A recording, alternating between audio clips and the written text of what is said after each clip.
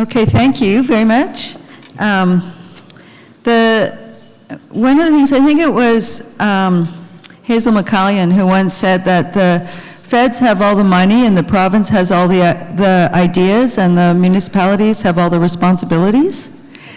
And so I think as an architect, I tend to work at the pointy end of the stick. The policy end tells us what to do, but then we have to try to implement it. And these are the guys who, the mayors are the people who lead that implementation.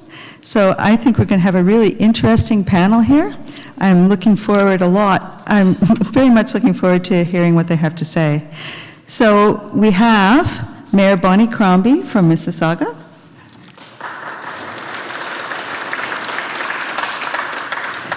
We have Mayor Linda Jeffrey from Brampton.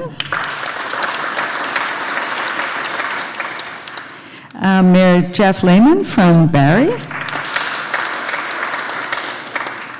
And Mayor Steve Parish from Ajax. And last but not least, we have our moderator, Dwight Drummond from CBC NewsToronto at 6. Welcome. Right, thank you. Hello and good afternoon. How's everybody doing? We're ready for a lively discussion? There's a lot of suits in this room, but suits can have lively discussions too, okay? Please and thank you. I want to thank the mayors for joining us. This has been a hot topic of discussion of late, shelter affordability. It's probably the one I've done the most interviews on the news recently. And over the past few months at CBC Toronto, we did a series called No Fixed Address after one of our reporters, her rent skyrocketed by $1,000 and she could no longer afford to live in her beautiful downtown condo. So we did this series and I don't think anything has garnered as much reaction from the public. The series went for weeks and weeks just with people inputting what they have to say about it. And one of the things we talked about was what happens in Toronto, how it's affecting the regions. And it's nice to have the mayors of the different regions here today because I think this housing affordability issue goes right through the GTHA. It's not just in Toronto. It definitely is affecting Ajax. It's affecting Barrie. It's affecting Mississauga. It's affecting Brampton. So we're going to delve deeper in here into the issue today. These are the policymakers.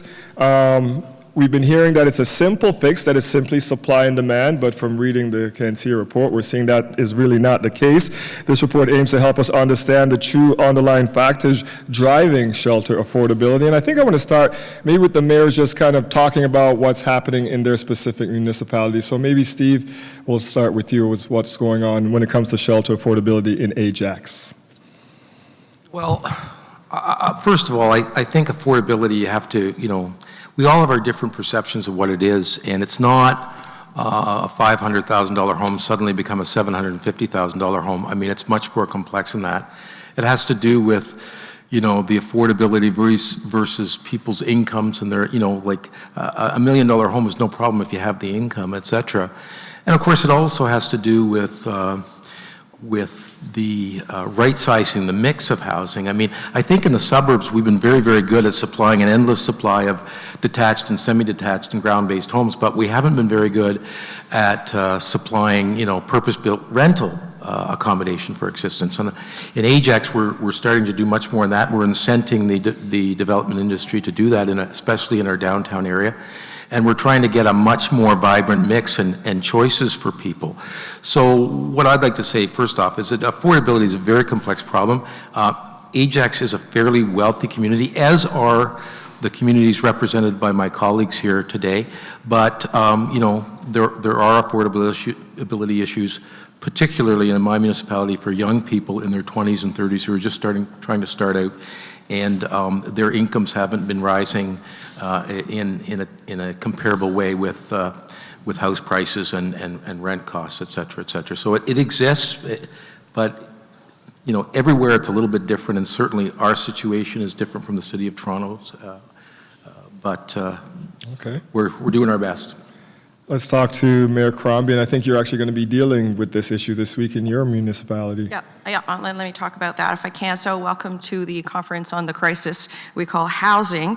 And thanks for getting together so we can really talk about different options and access to more affordable housing. I think that's really the crux of the issue. I think all of us are facing slightly different issues than what you may be hearing about in the city of Toronto. Of course, Mayor Tory has his own issues on rehabilitation and revitalization of his stock. Ours are a little different challenges, and let me just tell you about Mississauga's, if I may. And we're Canada's 6th largest city now, Ontario's 3rd largest, and we're a city in demand, which means that we issued over $1.5 billion of building permits last year.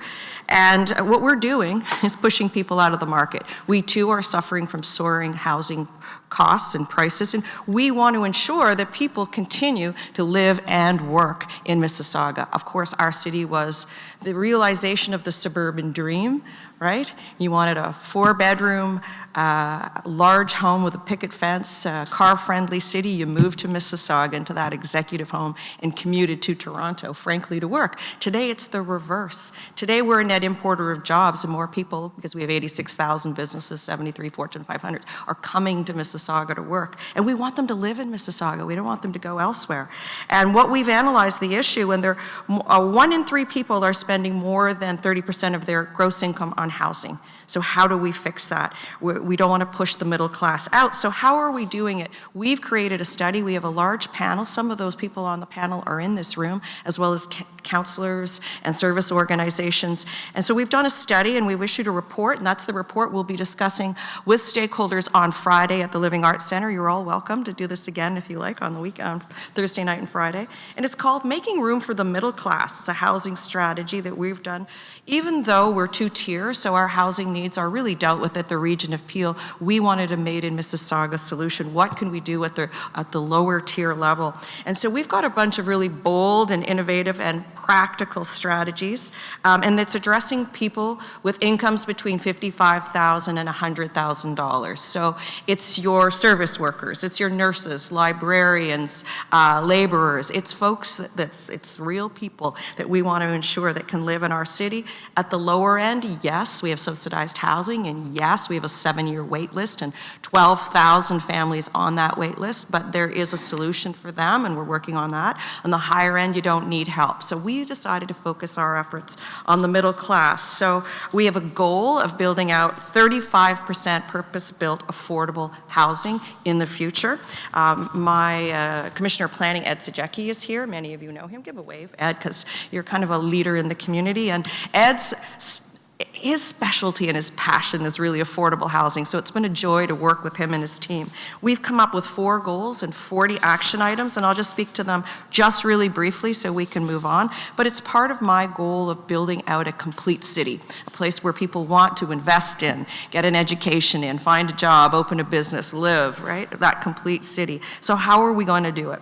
So we establish a property tax deferral program in partnership with the region for the production of these new affordable housing units. We're looking at regional tax levies. We have a housing first policy, so if we have surplus land, can we dedicate that to building of affordable units? We want to review and simplify all our regulations, all our processes, particularly those for secondary units. We have allowed secondary units in Mississauga. However, the process is expensive and it's cumbersome to get your unit up to standard today. So how do we make that cheaper and simpler? We're looking at that. We're looking at an affordable housing reserve fund. Can we put a new revenue tool to fuel that pot? Can we use Section 37? What can be used? And of course, that does bring us to the discussion of municipal revenue tools. I know we'll all have to go there eventually. I personally favor the 1% of the HST. There are lots of choices. Toronto used, and for those of you who were here this morning, I heard Jan De Silva reference it. She talked about the land transfer tax. They're the only municipality. They have the ability to use the land transfer tax. None of the rest of us in the 905 have that ability. is, if we did, well, it wouldn't be popular, let me just say that. But if we did, that's certainly money that could have gone against the building of affordable housing, or my favorite, which was the 1% of the HST. So on Thursday evening and Friday, we're having a discussion on affordable housing for the middle class at Living Arts Centre, and we're going to feature Vancouver's Paul Kershaw. So many of you may know him. He's the founder of Generation Squeeze, and we're going to look at the lessons learned in Vancouver and other Canadian cities on how the middle income's being squeezed out of the housing market and what we can do about that. So I'm going to invite you along. I look forward to this discussion, and this is an area that we've given a lot of thought to, and so welcome to your ideas as well. Thank you. Yeah, we can tell you've given a lot of thought to this. We appreciate that. Let's talk to Jeff next. And, we recently did some stories on your city where you had bidding wars in your town. This is the more affordable place that people would commute to. And it's a long commute to Toronto to work every day. I've worked with lots of people over the years that have done that, but you're experiencing your own issues in your jurisdiction. Absolutely, Dwight. So what's going on in our neck of the woods, I think was the question. 29% compound annual growth rate over the past 3 years in the price of the average home. But Steve's absolutely right. That's what kind of gets the attention, the bidding wars and the homes being sold with 20 offers and going 100 grand over listing. The one that I'm watching very closely, padmapper.com, which is an app, maps the average rent in Canadian cities. We hit number 5, the 5th most expensive in the country, Little Barrie. I think there's been some catch-up that's been going on in Barrie in terms of historically we were probably an affordable location, and that has very much changed. But I want to give a shout out to CanCIA for taking a sort of big data approach to this question and for looking at it in a much more comprehensive way, because we have seen a lot of knee-jerk analysis and knee-jerk responses to the problems that we see in the market, and this is a much more complex, longer-term issue that requires, in my opinion, a sort of whole-of-government solution.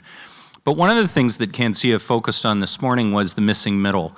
And what I want to tell you about in Barrie is the fact that we're actually, surprisingly enough, the missing middle is happening in Barrie and has been happening for some time. And in fact, medium density has become the predominant form of housing that's been constructed. If you look at new housing starts in the city of Barrie over the last 5 years, you will see more townhouse, row house, low-rise apartment than you will see either single detached or high-rise. There are several reasons for that. One is quite artificial, which is that we ran out of land. So I won't for a moment claim victory here because there was a simple economic reality. There was we built out to our suburban boundaries. And since then, the very positive effect of that has been to make economic development at medium densities, primarily on our arterial roads, but also in certain nodes, that simply wasn't economic before. The dark side of that, of course, is the affordability situation and the fact that average wages have not significantly increased over a period of time in which the cost of housing has significantly increased. So in 2014, I ran in part on affordable housing. We passed our strategy in our first 100 days of this term of council. We have 14 actions that we've been pursuing for the last 2 years. And I just want to mention one of them at this point before sort of handing over the floor to my colleague. We felt that second suites were going to be a viable quick win within that scenario. But that was a political third rail. That was widely felt to be someplace, it was a place that council did not want to go to our residents and say, you should allow people to rent out their basements or their laneways or their upper floor apartments to tenants. That it would be met with a great deal of concern in the community. And I won't tell you there was no concern, but the concern was far less significant than I expected it to be. What was more significant were the barriers that emerged, and that's a discussion that I would really like to have, not just today, but going forward. Because some of those barriers included risk, and Paul and CanCIA talked about the risk associated with trying to get more affordable housing built. Well, significant risk for second suites was not just the capital, however much money I'm going to have to put into making the apartment viable. It was the risk of not being able to get rid of a bad tenant. And we have a very difficult situation as government where we have to balance policy objectives, tenant protection, and the creation of affordable housing. And when those come into conflict, it becomes very sensitive. It becomes a very sensitive area. So while we pursued that line and are working to try and reduce the barriers to second suites, we're at the same time trying to deal with the situation where we've got sometimes conflicting policy objectives. And that has proven to be the biggest challenge in the last 2 years as we tackle the same kind of pressures that we think are being faced across not just the 905, but in my case, the 705. But I guess the message I wanted to give you in my opening remarks is the missing middle can work. It really can. We have seen townhouse, low-rise, mid-rise apartment construction and some fairly creative forms of housing that we did not see previously. And over the last 3 years, the economic forces, combined with some changes that we've made to planning policy, have helped to stimulate that as a potential response. Thank you for that. You've touched on a couple of things we're probably going to touch on later. One of the things you're talking about is, you know, people living in homes that have 5 bedrooms and there's 2 of them in the home. That's something that was brought up in the report. So we'll touch on that a little later. Let's talk to Mayor Linda Jeffrey next. And, you know, you have a special perspective on this, and I guess being a former provincial housing minister. I was hoping you wouldn't talk about that. I'm really pleased to be here, and I did read the report, and I learned some new terms over the weekend that I was unaware of. I didn't know what gentle density housing was. I do know now it's semi-detached and row homes, townhomes, multiplexes, and courtyard apartments. I had no idea what macroprudential policy was, but now I do. And I know that confession is good for the soul, so I want to admit that I am one of those people that is overhoused. I have a house with 5 bedrooms, and my husband said years ago that we should just sell the house as children leave so that they could never come back, but we didn't do that fast enough, and 2 of them came home with children and cats. So I'm at the point where I'm trying to get rid of people, so I am overhoused, I have too many bedrooms, and I'm trying to get rid of my tenants who actually don't pay rent. So that's a huge problem for me. But I'm sensing from some of the laughing out there that you may be with me in my dilemma. So in Brampton, we have a market operated, pretty much dominated by owner-occupiers. We're car dependent.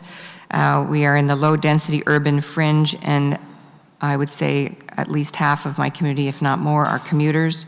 And even though the report says most people are commuting 45 minutes a day, I would say in my community, having traveled to Queen's Park, it's an hour and a half both ways. So those are 3 hours of your day you can never get back.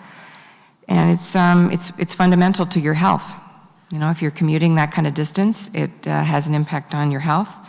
So I really like the SCAR index that was in the report, because I think for my residents, transportation costs, whether you're paying for food or daycare, your transportation costs when you have the highest auto insurance policy numbers anywhere in the province is a huge factor in affordability. And certainly if you have children, your child care costs are a really big deal. I would just say Bonnie and I both represent the upper tier in the region of Peel at in Mississauga and Brampton, and Caledon sit at the region of Peel. And in housing, some of the statistics are pretty staggering. So in July of last year, 12,580 households were on our wait list for subsidized housing. The average wait list time is over 6 years. I think in Toronto, I've heard it's 3. So it's been over 6 years for a very long time. And we continue to grow. We have about 20,000 people coming every year to Peel. They want to come here, as Mayor Crombie spoke about. We're providing the jobs. We have innovation and investment in our city, so people want to work here. But there's some challenges. We've got lots of seniors. Right now it's 1 in 10. It's projected to go to 1 in 5. And last year, our emergency shelters housed over 14,000 people. So we got some really serious issues. And one of the things a couple of the issues that I'd raised that I didn't see it in the report, maybe it was part of the factors, that some of the challenges we're facing across Ontario, one of them being the boomerang generation, which I alluded to at the beginning. I had 2 children boomerang back with spouses and children and pets. And that number is growing. It's changing the dynamics. The other piece of it is we got a lot of precarious and temporary workers in our communities, people who can't get a mortgage. They have no opportunity because they don't know if their work is going to last a year or 2 years or 6 months. And the last thing, particularly in Brampton, where I represent a very multicultural, diverse community, there are multi-generational communities in each house. So I was reading a little bit last night. In California, they're marketing to that community where you have an older parents living with adult children with a doorway that they're shared, and that's it. I think we need to look at housing very differently because we've got an older population coming that need a little bit of help, and it's going to affect our healthcare system if we don't find a way to manage it. So I would say I have some ideas about opportunities, but those are certainly challenges that I think we're all facing across Ontario and certainly in Brampton. We have the decision, they say, politicians are elected to make decisions. Well, we have some policymakers and some decision makers here with us today ready to talk about this issue. Understand we do have some mics in the audience, and we welcome your questions throughout the discussion. Let's talk about this as a crisis then. Is this a crisis right now? Because that's the rhetoric, that's the narrative that's going on, that if different policies aren't implemented, we are heading for a very negative future. Do you guys see this as a crisis? I don't. I think if you've been around long enough, you've seen these crises before. I think the crisis is that we really haven't come to a solid way of dealing with it. And I'll give you one example. The moderator, before you came on, gave the quote from Mayor McCallion. Since Mayor McCallion became the mayor of Streetsville, which was like 140 years ago. Sorry, Hazel. She's not here, is she? She's not. I don't believe she's here. She'll find out, But it's. She'll find out. only get one Mississauga mayor at a time, okay? You can run, but you But can't we hide. haven't changed the basic rules of the game. Municipalities still have 8% of the revenue and very few powers. And we still have senior levels of government who, when they must politically, when it becomes the flavor of the month, they'll go, oh, there's a housing issue. We'll get involved in that. And then as soon as they have other issues, like huge deficits, they'll flit away and leave us with the housing situation, which is our job 24/7 all the time. So if you really want to tackle housing and a complex problem right across the board, you have to essentially do two things. You have to give local government the governance powers and the revenue that they need to really deal with the issue. And the other thing is the senior levels of government have to deal what fundamentally they're responsible for, and we're not, and that's income redistribution. They have to change things around so that people are not slotted into a unit that's subsidized, but they carry around with them a housing credit because of their disabilities or because of their income or whatever, where they can go and choose their housing like the rest of us and live where they want to live, which makes sense to them. So, we haven't fundamentally addressed the issues, for a long time. And until we do, every once in a while, this crisis will come back and we'll be dealing with it again. It'll be a new set of circumstances. The stage will be different, the backdrop will be different, but it'll be the same basic problem. I want to agree with Steve. I just want to say that our budgets aren't designed for large capital projects. So we can't be in the housing market. We can't be in the capital infrastructure markets. Our budgets, how much can I tax your house? Right? That's the only revenue we earn. Only the City of Toronto has other revenue tools. We have property taxes. That's it. And DCs, when we come in, I know Linda's still building out, Jeff's still building out, Steve, maybe we're not. We're infill, we're condo. So no DCs, and we're on cost recovery. So our budgets aren't designed for these big projects. So we have to go cap in hand, as John Tory describes it, to other levels of government. But what I wanted to answer Dwight's question as well, and I think there's a real mismatch of what's needed and what exists in the marketplace, right? So when we look at, I talked about us building out the suburban dream 40 years ago. Our city is only 43 years old, much like Linda's. We're very diverse, and we built out to urban sprawl. Land was cheap, gas was cheap, that's what you did. People worked in Toronto, they built their big dream home in Mississauga with big wide boulevards and drove. So there's a lack of choice of what exists. People want to downsize in our communities, but there's nowhere to move to. We have too much house, as we described in the report, and there's demand for smaller units, smaller affordable housing units. And what we're building today is what's profitable for the development industry. Condos, high-rises, stacked high-rises. You know, it's not the appropriate mix. There's starter homes or starter condos for singles, and I guess for seniors. What was interesting, one of the greatest revelations for our council is that we have no height restrictions in our downtown. So you see these booming skyscrapers, and that's wonderful, we're building, but that school buses stop there. So in those condo units that were designed for singles and young couples and seniors, there are families moving in, and it's affordability issue. And maybe there are people from some countries, and that's the kind of accommodation they're used to, living in apartments and towers. But we were quite shocked to see the number of children boarding school buses, living in the downtown core in condos, because there isn't smaller homes. We're not building what's needed. And the answer there is to incentivize the market to build out purpose-built rental and smaller, more dense housing. So just on the question of call it a crisis, I think we're at a stage where all the ingredients are in place for a true crisis. I think what we're seeing right now is.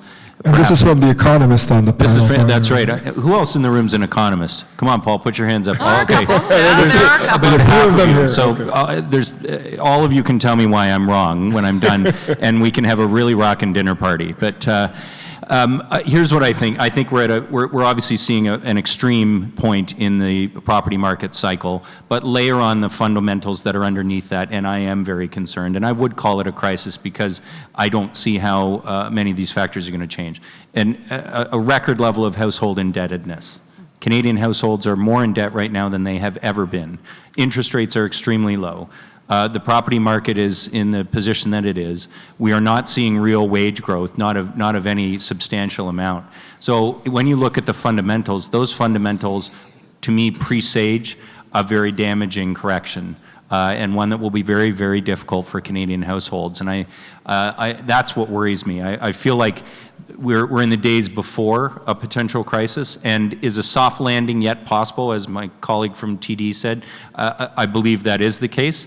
But we've got some underlying components that concern me a great deal. So it depends who you ask. Is it a crisis? If you don't have housing, it's a crisis, and you're in a panic, and you don't have much choice. I would argue that probably most of us in this room are not in crisis. But in my life as a former Minister of Municipal Affairs and Housing, I remember going to Ottawa to talk with somebody at the federal government, not to give us more money at the province of Ontario, but to release the money they had already approved. Because I was dealing with all of those apartments that had been condemned in the city of Toronto that really needed a very small amount of money, maybe $5,000 to $10,000, to make it habitable for a family of 5 or 6. No one in Ottawa would meet with me then. So the world has changed a little bit in the last year or so, and I would say that certainly we as big city mayors have the opportunity to sit down with our counterparts in Ottawa, as well as the province of Ontario, on a more regular basis. And I've never seen the planets in a better place, in that we're all talking about infrastructure in a very positive way. And we have a Prime Minister who has said that this is a priority for him. So that makes it easier for us as municipal representatives to bring projects to the table, but we're playing a lot of catch up. I mean, this has been, I would argue, it has been a crisis for many families for a very long period of time, and they've found a way to manage because they have to. But if you're a newcomer to Canada, if you're a student, if you're a senior, you've probably felt the panic about where you're going to live because some crisis happens and you're unable to afford to live anywhere within a reasonable distance of your workplace or your family or healthcare. So I think I am optimistic, and I would say something that the federal government did at the very beginning of their term is extremely helpful to municipalities. In reinstating the long-form census, that helps. I mean, we're here talking about a report that came out based on data.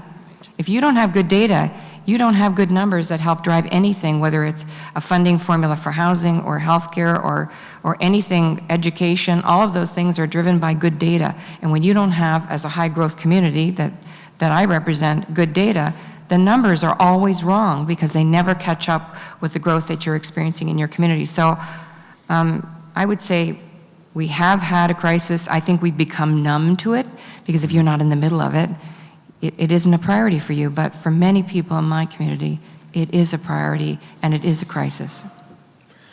Mayor Crombie mentioned the developers, and they're, of course, part of this equation. And Mississauga is building up just as Toronto is. But when you look at the report, it's kind of made clear in there that maybe that is not the way to go as policymakers. How do we then, because, of course, developers want to maximize their profits, but if they're building the kind of buildings that are going to contribute and not help this problem and not building the kind of middle housing that's needed, how are you as policymakers then get the developers on board to try to build the kind of housing that's needed, not the kind of housing that is the most profitable for them? Want me to jump in? Sure. I have a suggestion.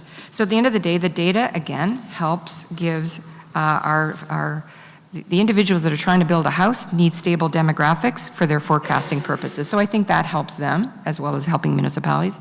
And the other thing that I talked about when I was a minister and an MPP was wood frame construction. Makes things more affordable. It's done out west in a very significant manner. It makes it more affordable housing to build as well as to buy or rent. I mean, we've got to look at different building materials. And I think certainly something we did certainly in Brampton is put residential sprinklers in. You can build more houses in a neighborhood, and that makes it easier. You're using your existing fire service, and you can maximize and put more units in a subdivision if you are sprinklered. So there are a couple of technologies that will help that conversation. But I think the development community is certainly trying to be creative and innovative. I found them to be helpful and constructive about how to help us as municipalities. I think they're demonized a fair bit, but I found them to be helpful and constructive. Dwight, if I can as well. So there are models that exist to make the building more affordable. Certainly when you look at the rebuild of Regent Park and the exceptional job that the Daniels Corporation did in partnership with a lot of stakeholders, community groups, and government, that was a very successful project. And we're looking at, could we emulate that in Mississauga and work with the development community? I understand they're looking for incentives of up to about 40% to build affordable housing, which is a lot. But you know, there are smaller things we can do when we're looking at them, whether they're levies, whether that deferring their DCs. I won't say waiving because we wouldn't do that, but we look at deferring.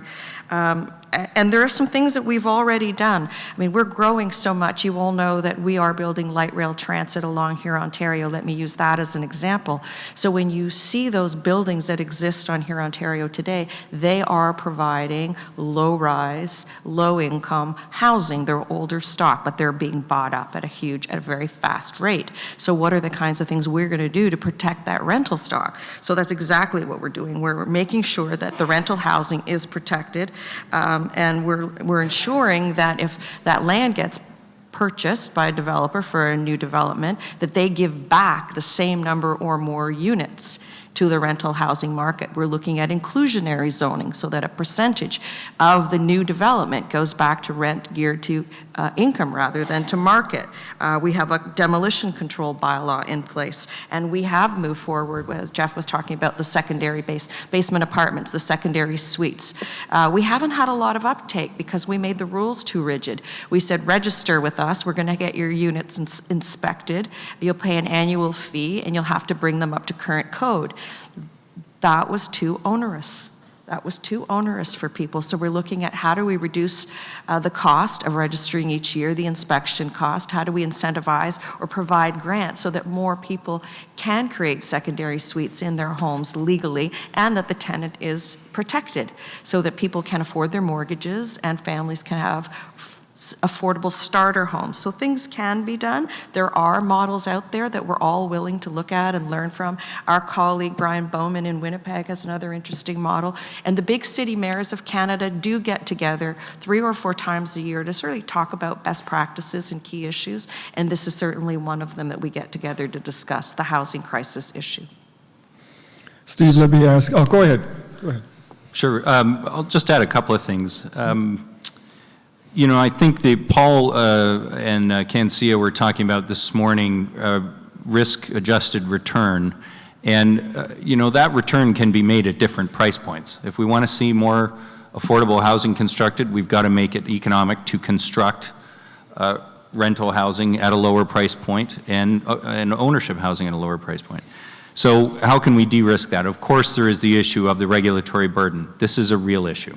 It is a real issue, and we are at times our own worst enemies. We as municipalities and government need to admit that.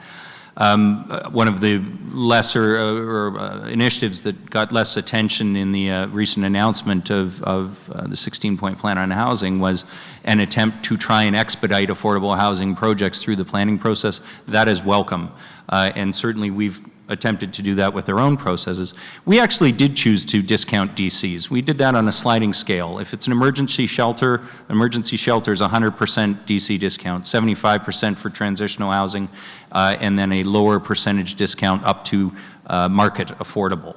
But you know, I think there's a lot of other things that can be done to reduce the cost of that missing middle that was talked about this morning, and I'll give you a very quick example. We as a municipality didn't allow tandem parking for townhouse developments. So this is a really simple thing that you can allow the two spaces that you need in a townhouse development to be one behind the other. So you build a garage and then you can have one more space in the driveway. Now the driveway is only half as wide. You can have narrower units and your yield, potential yield, goes up fairly dramatically. We have a fair amount of space requirements that are built into our planning policies in terms of setbacks, amenity areas, and so forth. And it's a trade-off. You don't want to forego those to the point where you end up with a situation where the housing doesn't age well, the communities don't age well. You've got to protect some of those things. But we historically, I think particularly in suburban municipalities, have had standards that were not designed for medium density. They were designed for low density, only in medium density form. And I think that the more that we can understand the impact that that has on the risk-adjusted return, the yield for a builder, the more likely we're going to succeed in incenting that form of development. And I know in Ajax, Steve, you talk about creating a livable city, a rideable city, a walkable city. Obviously, I don't think you want those glass towers coming to Ajax as they are downtown Toronto. How do you then put in policy to kind of encourage developers to get the kind of housing that you want to see there? Well, we've done a number of things. First of all, we've been very clear that there are certain areas of our municipality that we feel that must be developed much more intensively, much more densification. So we have put in community improvement plans in our downtown and other areas that allow us to use expropriation powers, that allow us to waive our DCs, that allow us to eliminate or reduce planning application fees, et cetera. And we've found these to be very, very effective. The second thing that I think all of us deal with, and I think which is something that we raise every year, but we haven't been doing enough about it, is it's ironic that in our area, multi-res pays higher property taxes than single detached dwellings. Multi-res are more efficient, their cost for the municipality is less, and yet they pay more than a single detached property. We have to eliminate that differential. You can make a strong case that multi-res should be paying less. Politically, that would be tough, but you can certainly make a strong case that they shouldn't be paying any more than single detached or semi-detached housing. The other thing we're doing in Ajax is we're developing a development approvals process. We have a constant complaint, and it's legitimate, that the time and effort and the red tape, et cetera, to get applications from start to finish is too long, too expensive. And so we're bringing in a development approvals process whereby one application will get you everything. It'll get you your zoning, it'll get you your minor variance applications, it'll get you your site plan, et cetera, et cetera. And you know, it'll be a process that once you've established the vision for the neighborhood or the area or the specific plot of land, then you issued a development approval, and after that, there won't be any more public processes. It will be a bureaucratic process. It has the ability, and with the new rules with respect to OMB, et cetera, I think there'll be much fewer appeals, and it'll mean effectively that you can get through the process, I think, significantly faster, and as in everything else, time is money. So those are a few things that we're doing in Ajax. I just want to jump in on one thing both Jeff and Steve said, and it's kind of, let me talk about high-density multi-res for a second. So those of you in the development industry, you're building today, the flavor of the week is the stacked townhomes, right? Everyone's nodding. So they're efficient to build, they're cost-effective, the return is high, but there are no amenities for the families living there.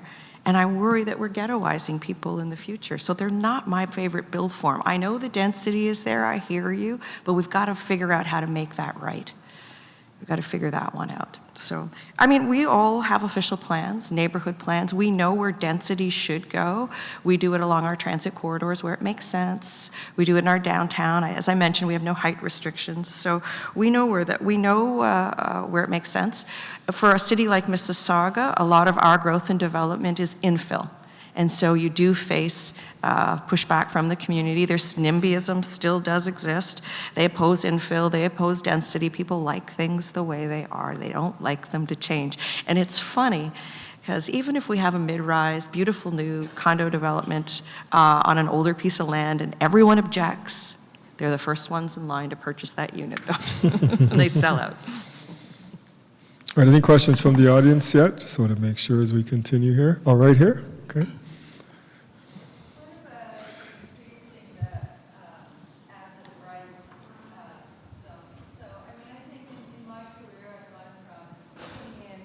Like 24 reports to 24 to 48, you know, you can end up with 9 reports costing $5,000 in order to try to get through the site plan process. I mean, that's why you end up with high-rise, because you can amortize that over a lot more units. And also, the cost isn't the least of it, it's really the risk. If you're putting that much out and it doesn't go through, what will happen? And Kyle Ray, who used to be the city councilor, the retired city councilor from this area, he actually said that if we didn't have the OMB, we wouldn't have affordable housing in Toronto. So just saying, guys, like there's some stuff, what about I get a building permit, I come in with my design, it meets the zoning, and it's economical, and I get a building permit and it costs me 30 days. So what I was describing earlier in terms of a development approval process is that basically you do a statutory public meeting at the beginning of the process when you establish the vision for how this area will be developed. And then you get your development permit. And then under the old system, you go, well, you know, that setback isn't right, so you have to go to the Committee of Adjustment, et cetera, et cetera. It builds into that all the flexibility that you need to say, well, it's basically within the parameter of the vision, and so you get basically an as-of-right permit under that system, right through the site plan, right through to the time you're pulling a building permit. So that kind of is that as-of-right zoning, and as long as you're within let's say the vision was a mix of retail, medium-rise residential, and some townhouses or something like that. As long as what you came forward with met that basic parameter, the fact that your side yard setbacks didn't conform and you know your parking wasn't quite right, you wouldn't have to go to the Committee of Adjustment to do all these things and go back and forth, et cetera, and be subject to an appeal on some of those things, et cetera, et cetera. So that kind of development approval process that we're moving to is a kind of as of right. Now, we brought up the OMB, but go ahead, Jeff. No, go ahead. I was going to say we brought up the OMB, which I would love to get your opinions on that, because I know we hear from viewers all the time that they felt that they were going, and I talked to Jennifer Keesman about this recently, that they would often go against municipalities' wishes in favor of the developers. Well, everybody thinks that the OMB was for the other guy, right? Yeah. But the stats are pretty clear. I mean, the OMB side with municipalities on many occasions. They side with developers on many occasions. And, but I'm very supportive of the reforms that the government has brought out with respect to the OMB, because, you know, like, Mississauga, the third largest city in Ontario. Brampton, very large city. Barrie. They have very sophisticated planning departments. They know how to deal with their municipality. And this fact that anybody could just write a letter and enclose a check for $125, they could get a do-over. Like, there's some golf clubs that charge more than that for a mulligan. Like, you know, so that was just wrong. And I think the fact we should be maître chez nous, we should be able to plan our own community. And as long as we conform with the province's rules, you must intensify, you must meet these density targets and the other things that come forward in the growth plan and other policies, as long as we comply with that in our own official plans, we should be able to do that. And we shouldn't, and if there are appeals, legitimate appeals, they should be done in a much more expedited way than de novo hearings that can go on for months. And no offense to anybody in the room, the only people who gets rich out of that are the planners and the lawyers. And I'm a lawyer, so I can... Especially the lawyers. I think we all agree. I think we all, speak for all of us, support the changes that the provincial government has made. The OMB really did take the planning decisions away from local councils. I like the fact that they will also protect our official plans for a number of years before they can be appealed, and that there will be an arbitration process. You know, these local tribunals, well, we'll see. I noticed they took the name Ontario out of them too, so we know who not to blame in the future. Maybe I can jump in. Certainly from a statistical perspective, it's 50-50 between municipalities and the OMB based on my previous experience. But don't think municipalities always make the right decisions. Let's talk about the recent changes, unless we have another question right here. Now that we have an election coming up, the provincial government did bring in some changes to, I guess, tackle this housing affordability issue, including removing the 1991 loophole as far as rent increases are concerned.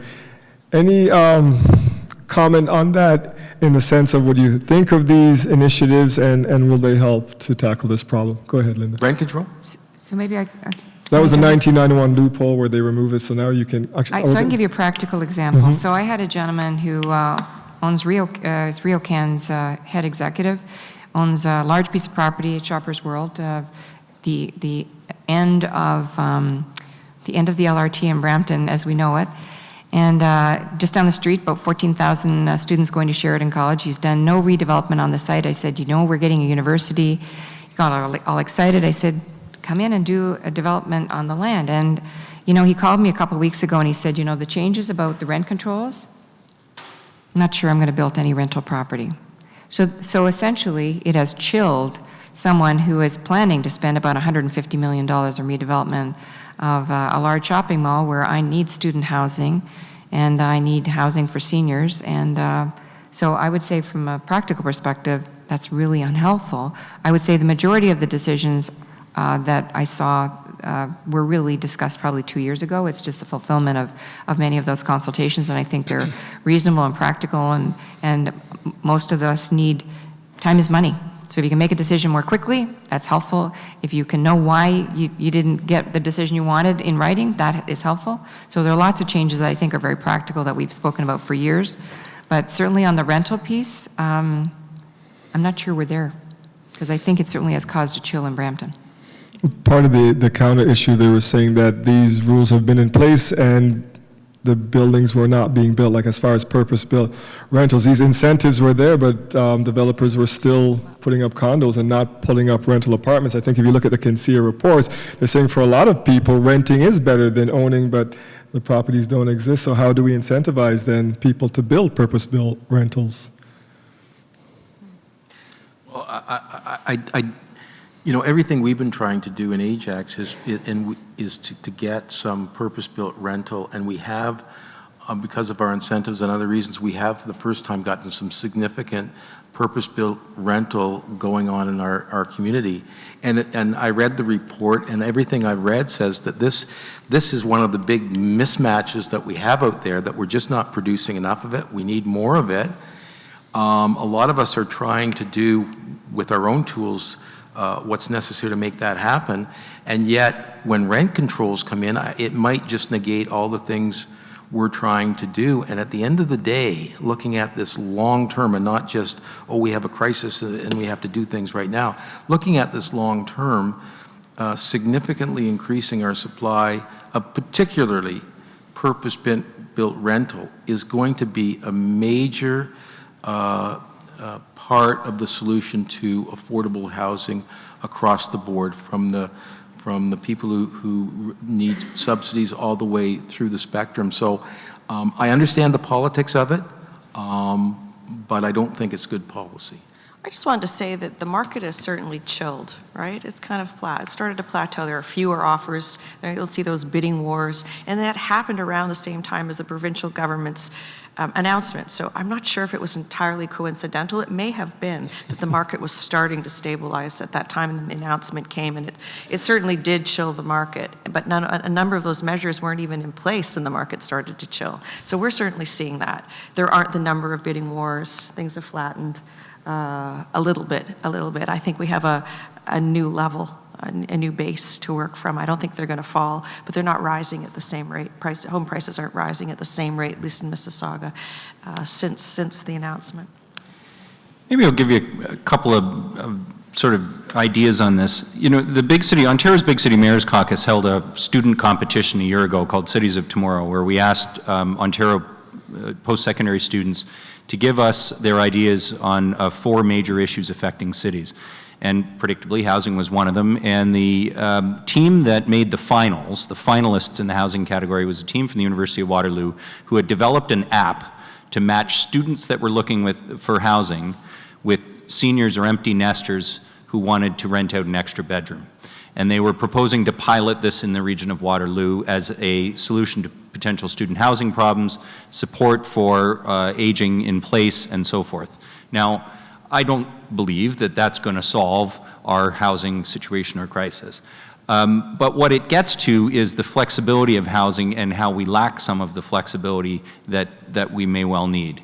The point was well made this morning about the lack of purpose-built supply. But I think that, you know, the reality of this is, until we remove some of the barriers to that and treat it as a broader issue than simply rent controls or a single policy lever, we're really going to struggle. So on aging in place, and that point was made this morning as well. If we want to ask or believe that seniors should be able to, or should leave their large home that they've raised their kids in, rather than us, rather than society trying to build services to help them age in place, those services need to be better where they're going. The neighborhoods need to be designed and supportive. I think, one of the new frontiers in seniors housing is going to be the coupling of services with housing in forms that we haven't seen yet. The point was made this morning about gentle density. I'll give you the gentlest form I can imagine, and then I will tell you that there was NIMBY in Barrie even against this. But the gentlest form of density I can imagine is a co-housing development for seniors where there are 4 units with central common areas. It looks like a house. It looks like a big single detached house, but it's kind of got sort of 4 wings, each of which is an individual unit, some central living areas and a central kitchen. One cannot imagine, looking at the architecture nor the anticipated tenants, that there would ever be any NIMBY issues, but they managed to rear their heads. And lest you think we're unique, I'm sure that probably could happen anywhere. But I think the point of raising that is that form of housing hadn't ever been built. We built larger versions of that. Of course, we have Life Lease and other communities that had common areas and individual units, but that's actually ground related. These folks actually had a back patio door with a little tiny garden, but it was a much more efficient use of a single detached lot. And though it may only be 4 units, the cohabitation kind of component of it, the better use of common areas, and the fact that you could introduce some service into those common areas made it very, very attractive and continues to make it attractive to people as an option for seniors housing. We need to reorient our building and planning policies to support those kinds of ideas rather than create barriers for them. When you talk about the NIMBYs, the not in my backyard, it seems like we almost need a cultural shift, because home ownership is just such a big part of our society. It's something people aspire to. right? And, if they have a single detached home, maybe they don't want a structure like that next door because they feel, well, you're bringing down the property values back in my area. Does a change in our thinking maybe needed as we move forward to try to Dwight, deal I with wanted this? to comment on that. I had this discussion with my chief of staff as we drove here. There's a real cultural mindset around home ownership. I mean, I was trained you would not throw money away on rental when you could pay that money down on mortgage payments, and you have an appreciating asset at the end of the day that you'll retire on. So we have to even start to get away from that notion, right, before we can get people shifted over the notion of rental is more cost effective in the future than home ownership, which fewer people will be able to afford given the escalating value and prices in the market. So, but I was always taught to believe you do not pay rent when you can pay mortgage. When you read down the Own your report, home. renting is better for some people financially and others. It's hard to sometimes wrap your head around that. Linda? So I had a problem. I think the first month I was in office as mayor, I had 3 different groups come in to see me, different cultural groups. The Filipino community, the South Asian, and the Turkish community came in. Yeah, then and they came to see me. They all wanted specific housing or neighborhoods for their seniors as they aged in place. So we're looking at now having to look at really changing our thinking as elected officials from a policy perspective. How do we accommodate that? So that's pretty routine if you live in Toronto. You have the Chinese community has Yihong Center. They have homes where they provide the cultural, the food, the services in the language that makes that senior comfortable. But it can't all be in Toronto. And we have areas in the outskirts of the fringe where I live where those services can be provided. So I've kind of challenged our planning department and the Region of Peel to put kind of a base case together to how to make this work, because I can't have these seniors or these groups of seniors living on the outside of my community when essentially the services they need are in the core of our city, the fire halls, the healthcare, the library, the place of worship. And we need to start thinking about how do we accommodate those seniors so they can stay healthy longer, because they are some of our best volunteers. They knock on doors for us during elections, so we want them to stay healthy, and they vote in great numbers. But at the end of the day, we need to start thinking about how we design our communities differently, and we need to be attentive and nimble enough to try and find a way to keep these seniors healthy in our communities longer. Otherwise, they're going to be a problem from a healthcare perspective, and I don't want that. Yeah, with Can our I just aging add to that? population, that's looming. Dwight, I just wanted to add to that, because certainly those groups that went to see Linda also came to see me in Mississauga. There is a real demand. Cultural groups, Vietnamese, Sikh, Hindu, Filipino groups came to see me. They're shopping for cheap land in which to build a senior center and a cultural center. And they were looking at commercial and industrial land, and I said, I don't want you building a senior's home there. So we do have Yihong Center. I know they have them here in Toronto, Villa Forum for Italian seniors and Vavo Villa for Polish seniors. So it does exist. It's a great model, and we need more of it. The problem is land's so expensive. Where do you put these places in the future? You need to give that more thought, aging in place in our communities. Need to be close to the amenities.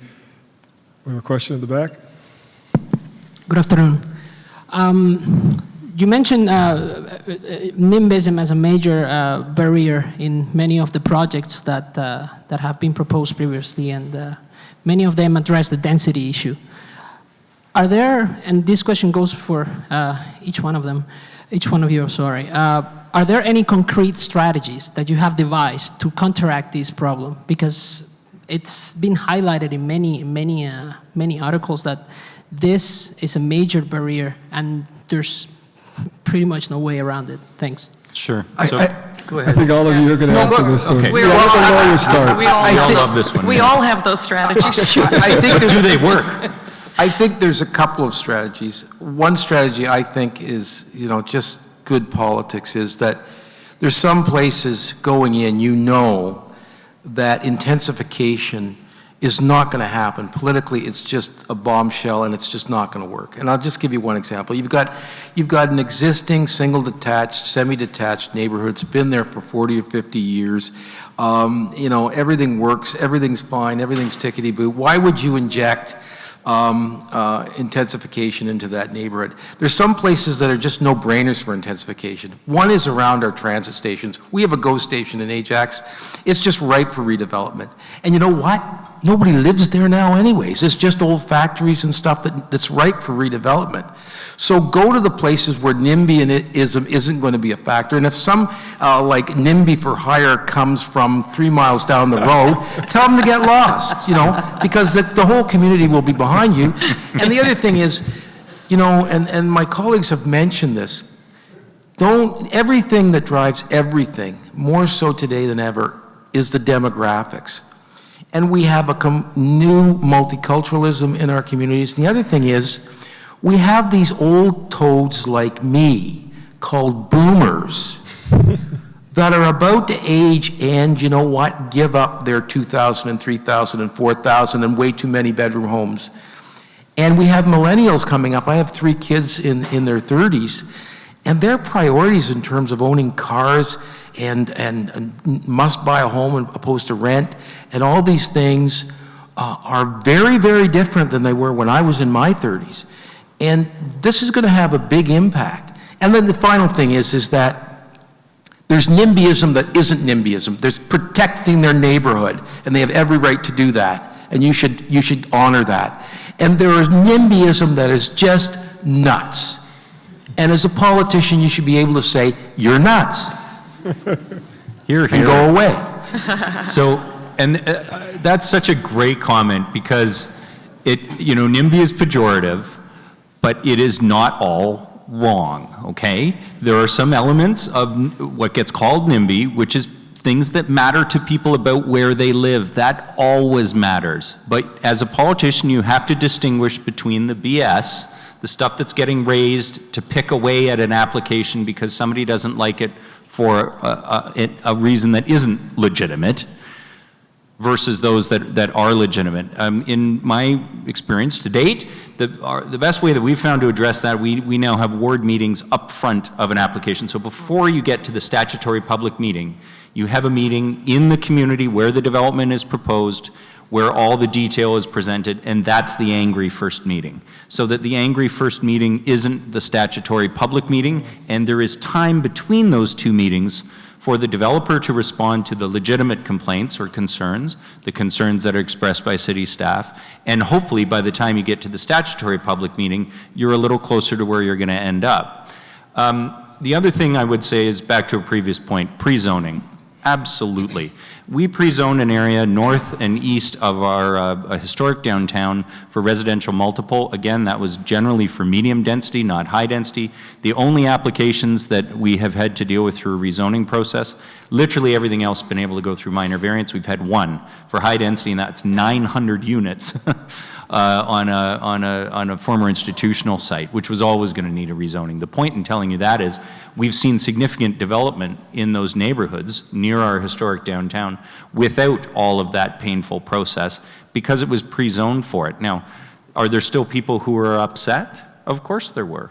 But it was better understood throughout the area because it was an ongoing evolution of those neighborhoods where more of that medium density, that missing middle, was woven into the existing urban fabric, and often on sites right beside single detached. So you know how you take on NIMBYs with good policy, not on politics, right? So you, in the public meetings, you go through all of their complaints and you address them, and you rely on your experts who give you good planning advice from your planning department. Some of you will know that I took on a community that was opposed to the building of a mosque. What you didn't know is that that land was zoned for religious organization. And I don't think they would have had any objection if it was some other denomination of religion coming in. So we took it on. We took on all their complaints, which was largely around parking and traffic, and we dealt with them through traffic studies and parking studies and proved to them there wasn't going to be an issue. And that's what you take it on policy, not on politics. Having been someone who's had a challenge with a council that turns down good evidence-based planning with regards to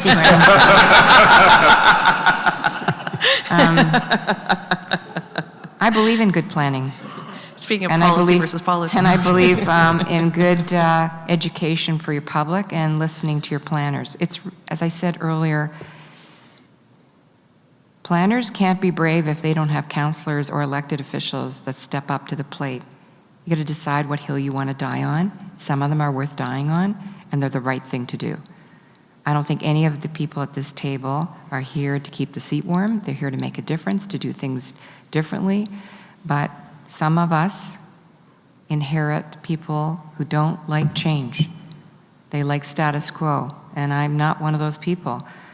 I'm here to disturb the status quo, to think differently, to think outside the box, and it'll probably take me another election to get where I want to go, but I want affordable housing to be part of our DNA in the city of Brampton, and it's not there yet.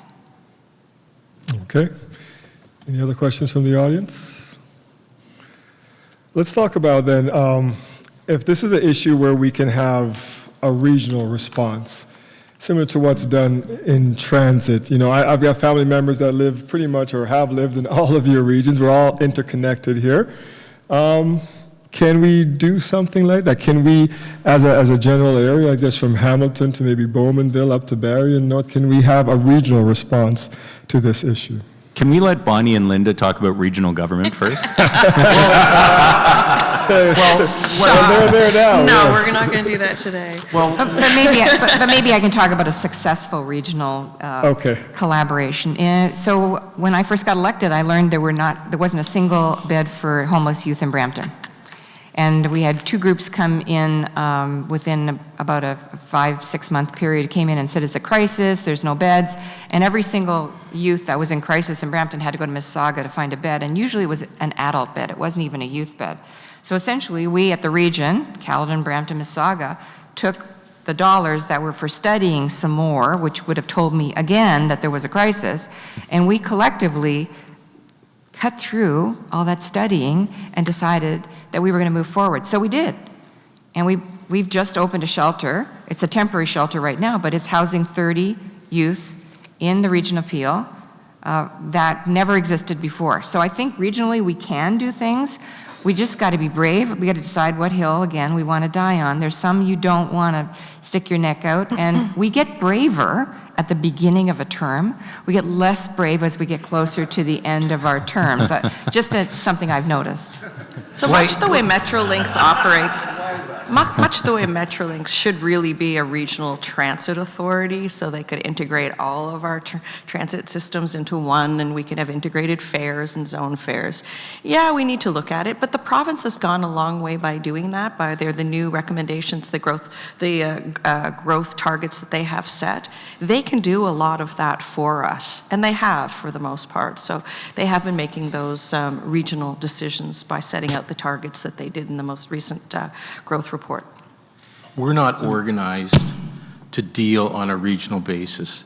The former mayor of Mississauga, Hazel McCallion, set up something years ago called the GTHA Mayors and Chairs, an informal body. We got together, we shot the shit and all that stuff, but we had no powers, and we couldn't get anything done. We last changed how municipalities are organized in the Greater Golden Horseshoe in 1973, when we set up regional governments. It's almost half a century later, and everything has changed dramatically. And there are certain big issues, like transportation and housing, that have outstripped our governance model in the Greater Golden Horseshoe, and that's just a reality. And we need to face that reality. The Crombie recommendations, 87 recommendations, which a number of them got a lot of attention, but recommendation 85 didn't get a lot of attention, but Crombie said, hey, and by the way, if you really want to fix this stuff, you really have to have a provincial office of the Greater Golden Horseshoe, and you have to amend and have an effective way of dealing this through your local government mechanisms. So again, I go back to a point I made earlier. If you really want to solve these problems, you have to change the revenue mix that municipalities have, and you have to change the governance. Everybody knows who's been in politics for any period of time, if your governance system is broke, you cannot solve the problems because you don't have the equipment. We need to start talking about that. Right. And we're not talking about that Crombie, by the way, just to make sure everybody knows. Other Crombie. Other Crombie. I get asked every day if he's my dad, husband, brother, uncle. I just say we're... Just thank them when they I love him. I ask think if he's he's your great. dad. Yeah, for sure. I just say same clan. All right, no more questions from the audience. We're hoping that you guys would chime in here. I see a hand up. I know they've been very good. They've been hitting the issues. They're very knowledgeable. They know what they're talking about, but, you know, somebody could try to trip them up out there, no? No? All right. Did a great Well, job. let me, that's all. I'll jump in on the, You guys gonna let the economist speak again? yeah, I hope you get a lot of time. On the regional question, I quite agree with Steve. I mean, the evolution of our region since these governance forms were set up is substantial. I had a piece a little while ago where I described, though, the broader problem of municipalities trying to solve 21st century problems with a 19th century toolbox. Our legislative system was put together in the mid-19th century, our division of powers, our revenue tools, and so forth. We as mayors will never stop talking about that problem. I'm not sure there is actually a feasible fix short of reopening the Constitution, which I don't think is going to happen even in any of our lifetimes.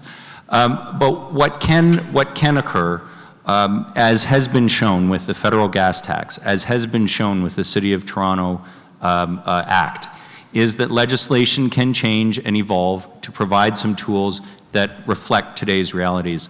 Tying it back to this morning's discussion, there was the discussion around the emergence of this sort of gig economy, right? Work, the nature of work is changing. Mm-hmm. Linda was just talking about how, and Bonnie, I think about how millennials' preferences are considerably different. If we don't have a legislative regime that is flexible enough, do any of us think our policy regime or legislative regime is flexible enough to respond to the gig economy?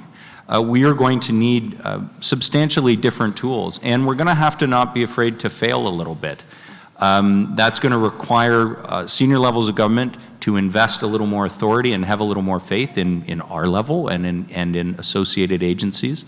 But we're also going to trip now and again as we try and respond to these issues.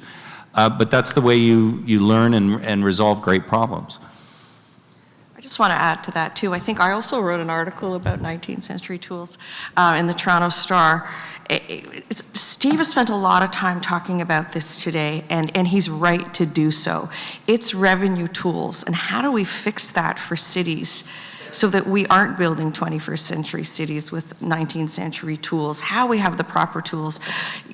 Only the City of Toronto has that suite, that toolbox. The rest of us don't have it. I said it earlier, and our budgets aren't designed to build cities. They're designed to provide municipal services, pick up your leaves and clear your snow and open a community center and build roads and pay for firefighters. And that's it, not large capital projects. And how do we fix that? So when you look at John Tory going to the Premier and saying, I'd like to impose a new tax, it's called a toll. Do I want a toll? Toll my residents? Of course not. And I don't like it, but on the same token, I agree with his right to be able to toll should he want to toll. That's his policy. People don't like it, they're going to vote him out of office next time or they'll move, right? That's how people should deal with it. The sad reality is I feel that the upper level governments don't trust us to give us other revenue tools. They say we won't raise property taxes to a responsible level. Well, of course we will, because we have a need to. For some reason, they don't trust us. They really should overhaul the system. Maybe it's a share of the income tax should be divided 3 ways. I said it to you earlier. How much can I continue to increase the tax on your home every year to satisfy our budgets and the growth in cities? It's not sustainable. We have to look at other revenue tools for the other municipalities. We're approaching 800,000 people. I'm in 2-tier government. We won't go to governance. No, we won't go there. But, we have a mature city issues of crumbling infrastructure. We're facing the same kinds of issues that John Tory is. How do I address that with just property taxes? It's not possible. So it's an issue that, Steve, I'm glad you continue to raise it. We've got to deal with. How are we going to solve this problem? How are we going to have revenue to build out our complete cities that we're all talking about? And with the amount of people moving to this region every year, it's only going to get worse. I think we have a question here. So So then what is the plan? We've got a fair housing plan. I think it's called the fair housing plan. It's not really a plan, and not the plan that I associate with planning, which is you say, okay, where do we need to go and how are we going to get there? There's some targeting there. And then there's a mishmash of other things. We've got more, I guess, greater intensification targets that are going to be coming down the pipe and so on. We've got a federal actor in there. We've got municipalities that are struggling to sort of make sense of all this, even though, say, for example, in the central Ontario area, you don't really have that unifying number 85 entity or whatever it is. So in a perfect world, how do you, what would you see, in the fair housing plan, I think has a couple of points in there about having a working group and an advisory group and more committees. In a perfect blue sky world, what would you see as the elements of an effective plan that can get us turned around? Because I think we're still heading in the wrong direction. I mean, the waiting lists are still getting longer and this kind of thing. So what would you see as something that could potentially turn around, or if you were to talk to the Premier and maybe the Prime Minister and say, look, this is what we really need to do here. If I could write all the rules today from scratch, based on the present situation and what I see the present situation out to 2050 and beyond, I would have us organized in the Greater Golden Horseshoe so that the present regional municipalities would disappear, and a lot of the powers in the regional municipalities would devolve to the local municipalities, which are now, huge, big places and can handle it. And some of the super stuff, the big stuff that can't be handled at any other level, like, Metrolinx and the transportation transit system wide, and macro housing issues would be dealt with by this super GTHA body, which would be coordinated between, be a local level of government with significant provincial input. And the powers that government would have would be the full basket of provincial and municipal powers to deal comprehensively with all those things. And the other thing is, sooner or later, the feds are going to leave housing again like they did in the 90s. They're going to have to confront a deficit, which they're running up at a fairly substantial rate right now. And they're going to say, oh, by the way, housing isn't our core value. So have a federal government that gives us the revenue tools that we can deal with housing and transportation without, a red ribbon infrastructure program, et cetera, we can deal with it year in, year out, decade in, decade out. Give us 1% of the HST, give us a cut of the income tax, give us what we need, and then go away. And then deal with foreign affairs, and then deal with, defense policy, and crank up the budget at 2% of the gross domestic product for our military and international trade deals, and do the stuff you do, and leave housing to us. Because of all the levels of government, we don't have a choice to deal with it or not. We have to. It's our core job. So if you gave me a blue sky world written today, that's how I'd write it. So I'm less concerned about the governance model. I'm more concerned about the revenue tools. Give us the tools we need to build out our complete cities. We don't have them. They're reluctant to give them to us. We don't know why. Give them to us. Make it our responsibility, and we'll do it. But we don't have the tools to do it today. Yes, in a blue sky world, I would try and de-risk rental housing big time for everybody. I often say if I had the tools, de-risk it, take out some of the risk of providing it for everybody, from the couple who want to rent out their basement to large-scale pension funds who want to make a significant investment into 10,000 units. I often say if I had the tools, I would like to throw the book at terrible landlords, and I would like to throw the book at terrible tenants, because both are very damaging to my community and both victimize people. And the reality of the situation today is we don't do that. The Ontario government handles a lot of those kinds of issues. But take a much larger picture. Look at our financial system, our tax policy. Is it geared towards providing more rental housing? We heard this morning the two solutions, or the three solutions together that could reduce SCAR. Right sizing and tenure matching and speculation curbed.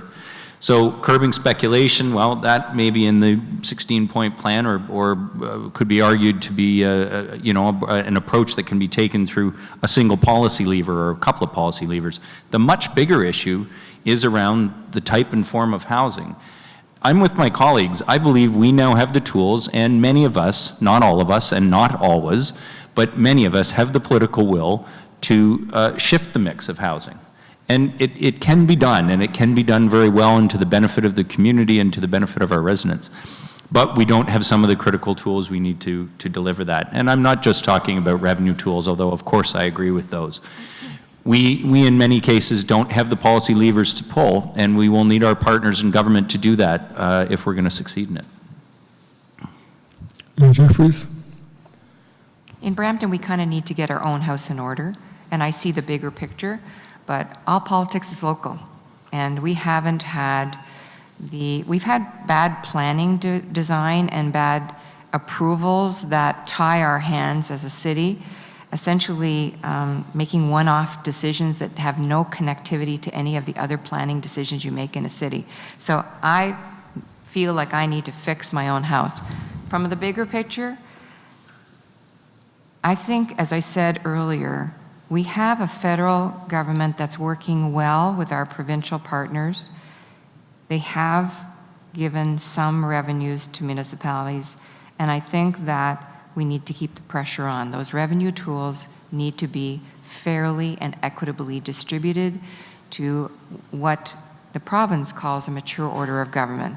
I think rental is the way to resolve some of the pressures, and sooner than later. I think it's an easier, quicker solution to give us some breathing room as our communities change and evolve, and certainly they keep growing.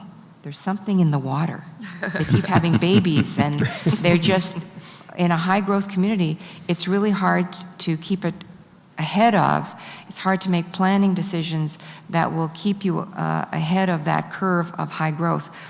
It's a wonderful problem to have, but it's certainly a challenge for us as leaders, and it's something I feel confident in the sense that I think we have federal and provincial partners that are talking about this issue that never did before together, and we have municipal leaders who are trying to think outside the box, doing things differently, and talking with leaders across Canada about what works and finding those solutions locally that can take some of the pressure off our individual communities. So, Dwight, can I add to that with a closing comment to the audience, or Let's a do thought it, to the because audience? we are closing. Sure. So and I'll go back to something Bonnie said. She's absolutely right. We have to end this sort of stigma around rental housing. The most expensive rental building in the city of Barrie, 15 Maple Avenue, which is right on the waterfront, is literally located between the Salvation Army Bayside Mission and the bus terminal, okay?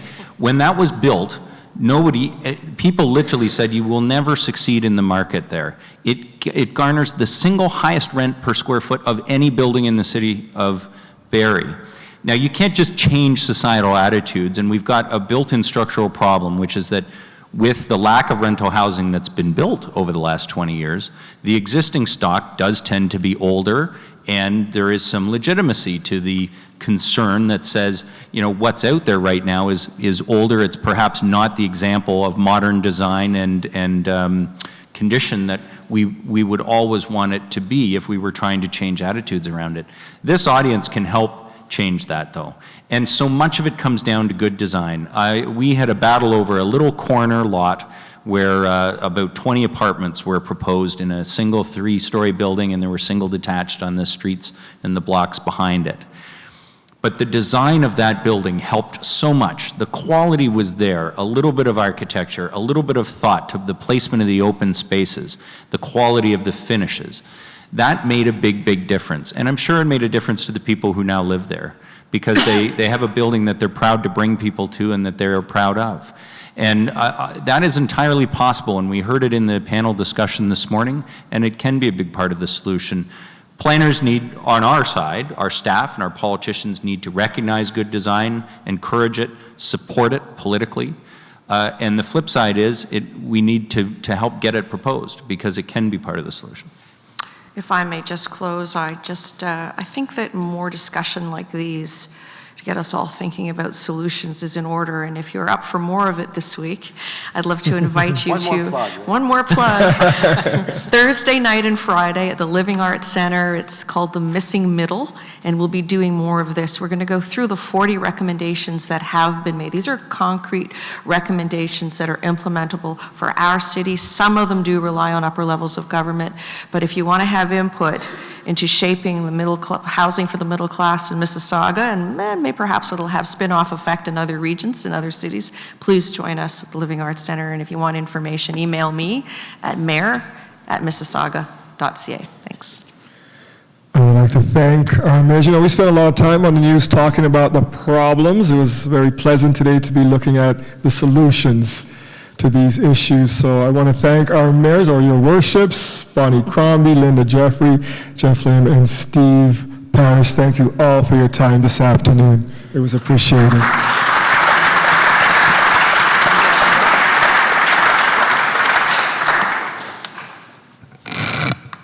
I echo that. Some really great insight and candid remarks. Very much appreciated. I would like to thank Dwight Drummond, however, from CBC News Toronto at 6. Thank you, sir. Great job. And I have a few other business items. In lieu of gifts, we'll be making a donation to St. Clair's Multi-Faith Housing Society, which is the city's leading housing transitional housing provider. I'd also like to point out that the full report, the reports that you have are just the executive summary. The full report, there's a couple copies at the back, maybe, but if they're all gone, it can be found online at kensia.ca. And the video presentations of this whole event will be up on YouTube in the coming weeks. We're not going to commit to a day, but soon. And finally, we would like to thank Kensia for the report and thank Laura Greflin and David Ambrowski from the Center for Urban Research here at Ryerson, who hosted this event and helped pull it together. So thank you all.